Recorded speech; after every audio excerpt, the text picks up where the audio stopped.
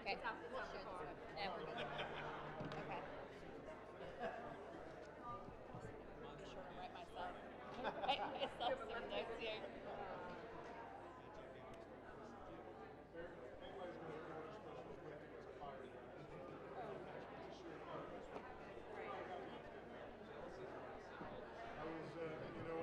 Jealousy is one of those envy. Good evening. My name is Alvin Edwards. I'm the pastor of Mount Zion First African Baptist Church. I have been for 37 years. And it's my privilege to welcome each and every one of you here tonight for this briefing. But before I go further, I want us to do a moment of silence in memory of James Henry Jones. 120 years ago, he was slain. Let's bow.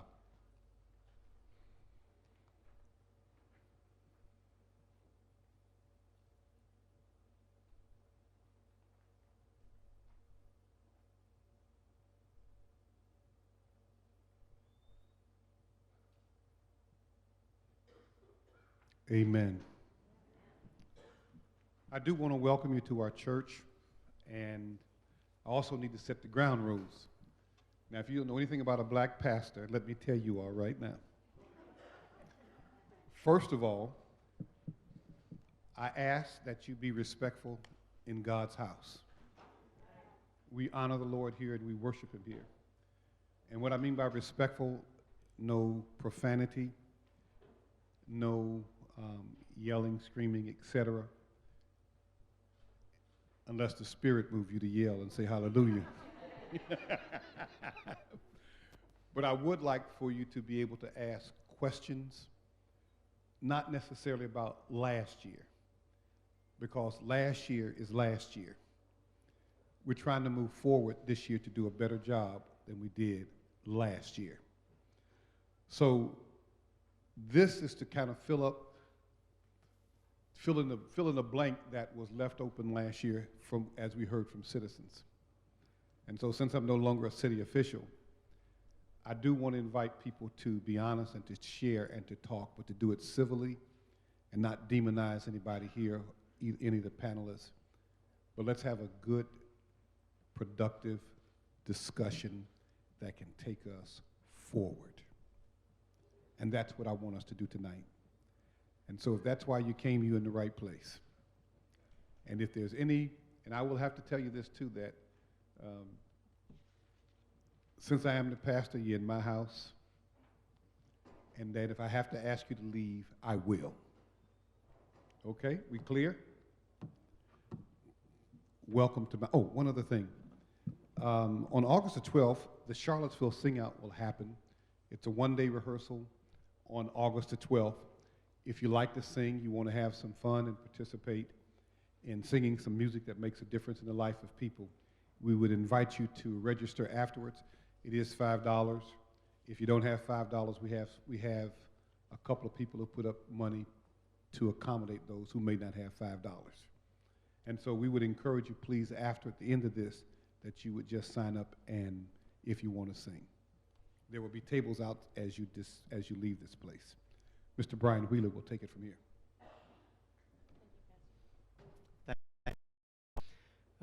On behalf of the City of Charlottesville and our City Council, we want to welcome you to this first large community forum where we're going to be talking about our preparations for the anniversary of August 11th and 12th. We've got a great panel here to give you some information, but really this is about you and your questions. So we want to answer as many of those as we can tonight.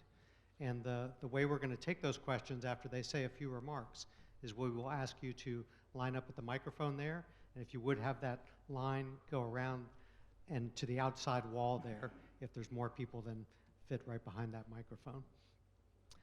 I'm Director of Communications for the city. I joined in February. I've been a resident of the community for 34 years, but I'm new in city government. And it's been my pleasure to work with this team getting ready for this important anniversary. I want to mention that we have a couple elected officials with us tonight. Heather Hill, our Vice Mayor from Charlottesville City Council, is here. Thank you, Heather. Lisa Torres from the Charlottesville School Board is here, and I believe Mike Signer will be joining us shortly. So we'll have 2 members of City Council here. David Toscano just walked in the door in the back, so we have a legislator here as well. 2 of our city councilors are on the pilgrimage to Birmingham, Alabama, Wes Bellamy and Nakia Walker.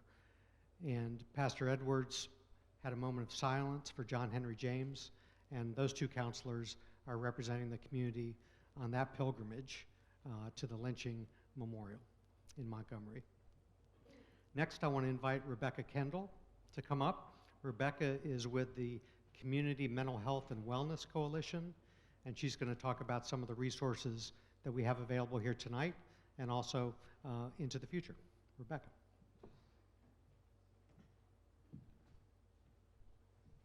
Hi, thanks so much, Brian, and thanks, everybody.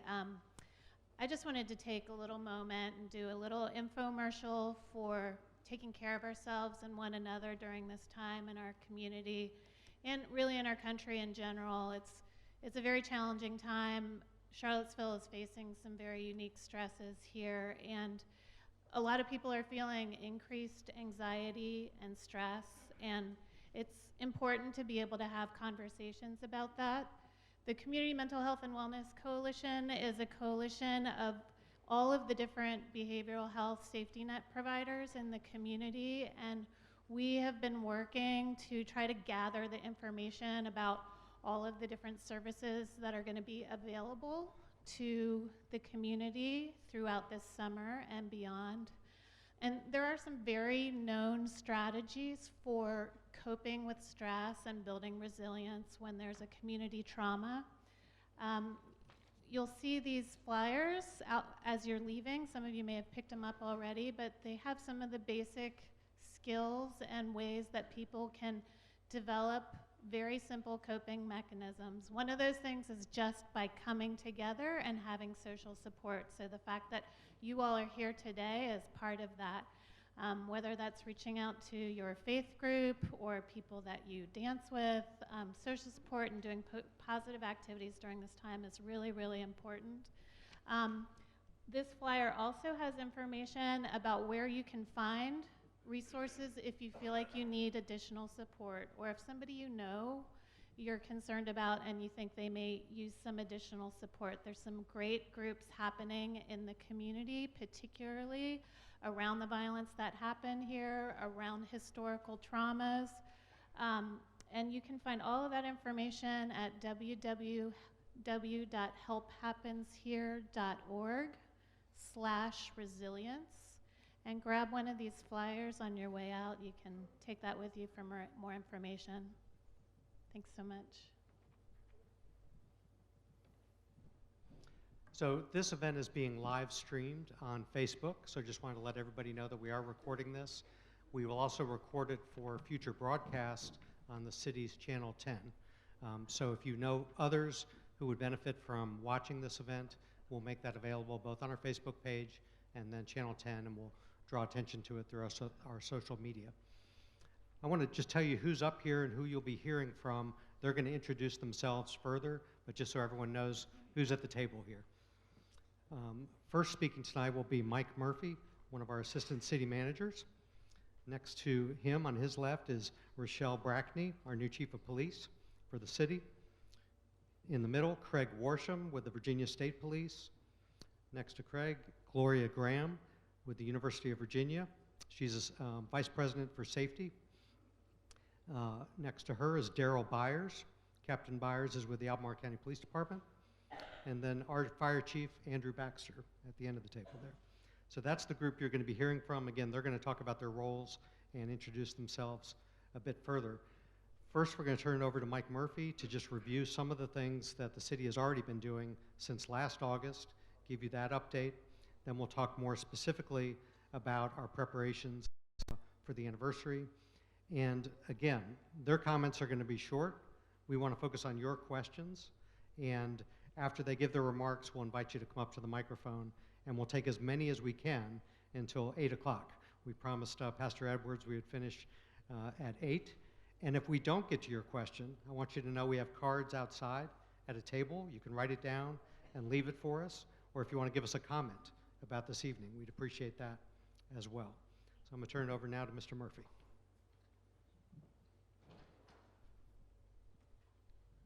Good evening.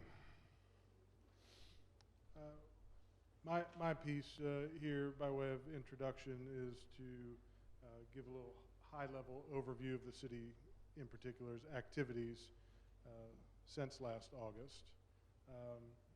And while we have a few key areas here on my talking points, I'd say that one area that's not noted here that's a little bit different is our plan for communicating with you all and the general public. And so, I sure can. How's that? Is that better? Love that. Yeah. So, part of our plan is to do a lot more communicating than last year, and so this is not the first of meetings like this, and nor is it the last. Our preparation began immediately after the events of last summer, and I'm going to highlight very quickly 4 different areas: event permitting, training and planning, legislation, and council priorities. So you may have tracked or not in our council agendas that we've made some significant changes to our event permitting process for special events and demonstrations, which we expect will produce a good result for us in that a large number of items have been banned from being carried into those events, including sticks, shields, open flames, etc. And the city joined into a Georgetown University Law Center's lawsuit to keep militias and militia-like groups from coming back to Charlottesville. And I know several of you approached me before this meeting and are aware that there was some news today that as of now, I believe all 23 parties to that suit have either settled, and there'll be a consent decree, or a default judgment will be entered. So they've agreed not to return to Charlottesville as armed and coordinated.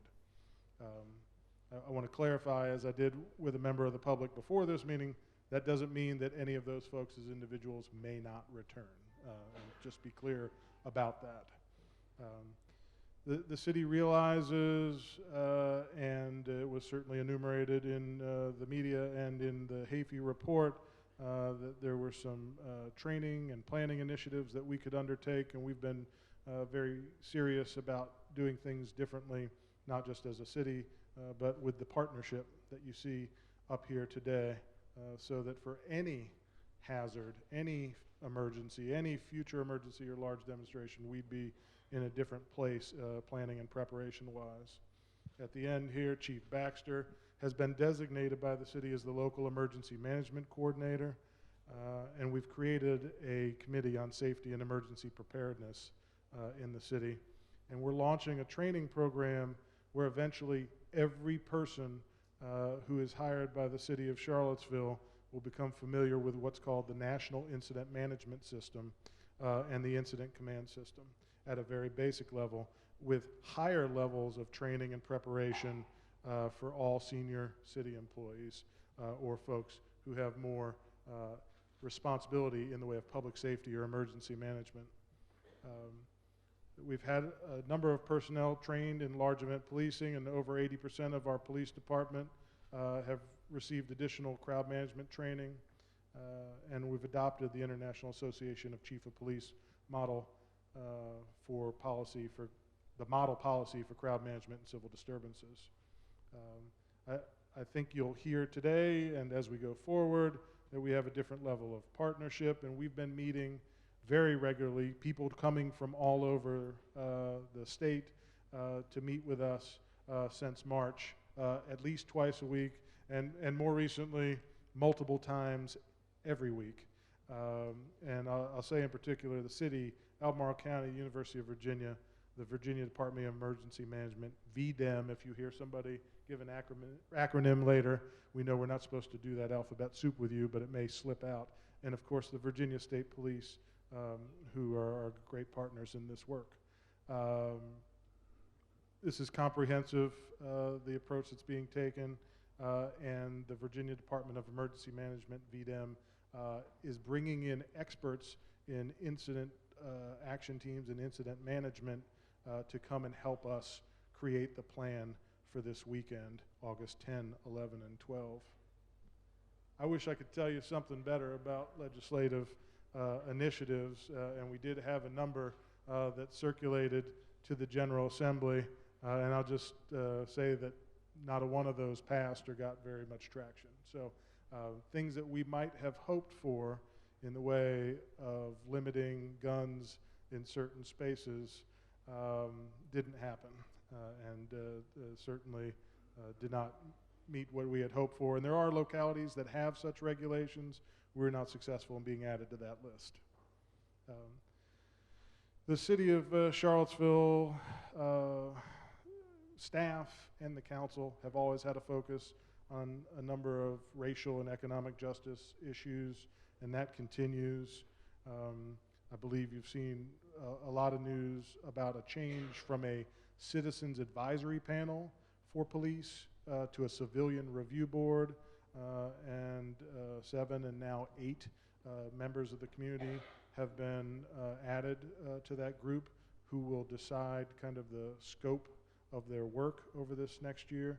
And of course, we have a brand new chief of police sitting next to me as of about 3.5 weeks ago. Day number 19. 19, we're counting. We are. I think in the city budget, there's a lot of evidence of the work that we continue to do on racial and economic justice, and would just say that the council's support for that is tremendous, including on living wage, workforce development, funding for affordable housing, and the redevelopment of public housing. So that's a little bit about some key areas for the city. I'm going to pass it on to Chief Brackney for some quick comments from the panel, and then we'll move into question and answer. Good evening. First, I want to thank you for being here, because you could be anywhere that you wanted to be on a Thursday at 6 in the evening, home with your family, and wanting to spend some time there. So thank you for coming. It tells me really how invested this community is in making sure that the events of last year are not repeated. I'm going to give you a brief overview of some of the expected, the things that you might see that are occurring during that weekend, without giving you particular details. If you're here because you want the particulars as to number of law enforcement personnel that we might see, if you're here to ask particularly the response that we may have, I cannot share those details. But what I will share with you is that there will be some changes to the community. There will be traffic closures, which we restrict vehicular traffic in and around certain areas that are designated. That communication will come out as quickly as we have it through our communication staff and Mr. Wheeler and his team. All of that information will be posted on each of the websites, which they will go over with you, and the links to those kinds of websites. When I say that you will see vehicle restrictions, you will also see parking restrictions as to where vehicles can be parked in and around in preparation for the events of August 10th through 12th. You may also see limited or even services that the city provides that are limited. And we'll give you as much information as we can so that you can make an informed decision as to how you want to engage for the weekend of August 10th through 12th.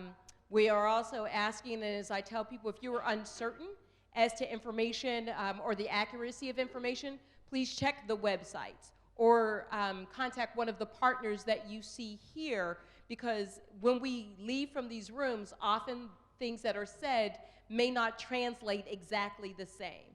So we have posted through Mr. Wheeler and the communications department frequently asked questions, and as we are able to provide more details around those decisions that will impact your life, we will definitely get those to you. I appreciate that there is a mental health component to this, because wellness and recovery is significant as we move into that weekend and as we move past that weekend. I will also tell you that as an initiative with the Charlottesville Police Department is we are looking as to how we move into a more healthy space and relationship with the community beyond August. And what does that look like in terms of having a healthy relationship with those communities that we serve, and particularly those communities that feel vulnerable. So we're going to be here to answer your questions, and we'll give you as much detail as possible. But thank you again for coming tonight, and we're willing to hear all of your questions. Hey, good evening, everyone. My name is Craig Worsham. I am the state police captain that is assigned to the Appomattox headquarters in state police vernacular. That's the Bureau of Field Operations 3rd Division headquarters down at Appomattox. At Appomattox, we oversee 15 counties and 4 cities, not the least of which is the city of Charlottesville, Albemarle County, Fluvanna County, Greene, and Nelson here close by to the Charlottesville region. We're happy to partner with our public safety partners here in Charlottesville and the surrounding region for the upcoming events of August 12th. As a matter of overview, I will share with you that the Virginia State Police will be very present that weekend, the 10th through the 12th, as well as the week leading up to that. You will see lots of state troopers here in the region. And our effort is, it's in order to support local and regional law enforcement during the weekend that we've mentioned so many times. Virginia State Police has been a very active participant in the ongoing incident command meetings, planning, preparations, and training related to this upcoming weekend. The Virginia State Police is also committed to providing the necessary resources to fulfill the Unified Operations Plan, expectation, and public safety needs. And as both of the speakers prior to me, I would like to express on behalf of the Virginia State Police our sincere appreciation for you all coming out this evening. We are very thankful to the community, and we recognize that your time is very valuable, and we commend you for your valuable input here, and we look forward to interacting with you as we go forward to make sure that we meet your expectations and are better postured to serve you. Thank you. Hi, I'm going to be short. My name is Gloria Graham. I'm the Associate Vice President for Safety and Security at the University of Virginia. My position is a new position at the University of Virginia. I have colleagues in the audience from both the academic side of the house and the police department, as well as the health system, because I think that sometimes when we think of the University of Virginia, we need to be mindful that the health system is a major component of that and a major component of an operation like this. So when I tell you that we have been heavily engaged, we're heavily engaged from a lot of different aspects in the planning for this year's events related to August 11th and 12th. We have been very instrumental in upgrades to the Regional Emergency Operations Center that we will all be utilizing during those days to run our joint operations. And so I was just in there earlier this week, and they were doing yet another set of the upgrades into that space just to make sure that it's conducive to having a large room full of a lot of different public safety entities all working in combination with one another, so that we can do that in a very unified way and not have any gaps in technology or gaps in just comfort and things that are not definitely needed in those spaces. I do want to mention too, training. We too, our police department too, has been engaged heavily in a lot of training initiatives since last year. Those training initiatives have been done in partnership with all of our peers that are up here right now. And I think that those joint training sessions allow us to make relationships and allow us to sing from one songbook when we're all working together and when we're moving through a process such as a large-scale demonstration. The other thing that I just want to mention to you is that as the University of Virginia, we want to be good partners to our community. We want to be good partners to our public safety folks, but we also want to be good partners to our community as a whole. And so when I arrived here in May, I have a little bit of tenure on Chief Brackney. When I arrived here in May, I jumped right into the regional planning meetings, was extremely impressed with all of the work that had already been done. And then it seems especially as we get closer to those events, we really, the workload doesn't get easier, it gets heavier, but it means that we are communicating with each other daily, sometimes several times a day, and making sure that we are all prepared and ready to go to do what we need to do to plan for, respond to, and help this community recover from any kind of an event that takes place over those days. Thank you. Thank you. My name is Captain Darrell Byers. I'm the Blue Ridge District Commander for the Field Operations Bureau for the Albemarle County Police Department. I just want to let you know, my role this year, I will be a part of the Unified Command. So we'll be working out of a set location. So that'll be my role as it relates to Albemarle County Police. The other thing that I want to say is that regionally, I think we've been all working very well together as it relates to training, and this is just a reiteration of some of the things that have been said, but as it relates to training, we've done some constitutional law training, we've done some civil disturbance training, so I think we all are in a much better place than where we were last year, and I think we're, as Chief Brackney stated, we're all looking to move past August 10th, 11th, and 12th, and to continue to build those relationships within our communities. Some of our responsibilities obviously will be the 723 square miles of Albemarle County, but we are prepared to assist as our capacity allows. So, thank you.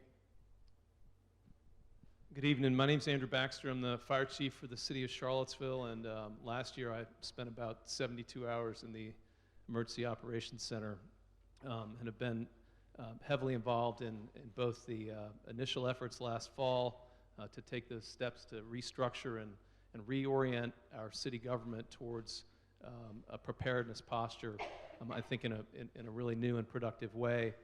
Specifically in terms of preparation for this summer, as Mr. Murphy referenced, we first met with the VDEM incident management team folks actually in February and began our regional planning efforts in March. And it's important to understand our really sort of principal operational concept. And this is how we operate every day. And we don't expect everyone in the community to think about things this way, but we are preparing for worst case scenarios. That's our job. And that's the case here too. And our reality now is that preparing for civil disturbance and civil unrest is part of our risk profile. I wish it were not the case, but it is. So we are paying attention to that in a very meaningful way. I always challenge our staff to be able to define success for me when we're talking about a program or initiative or a response. And so I will tell you that my goal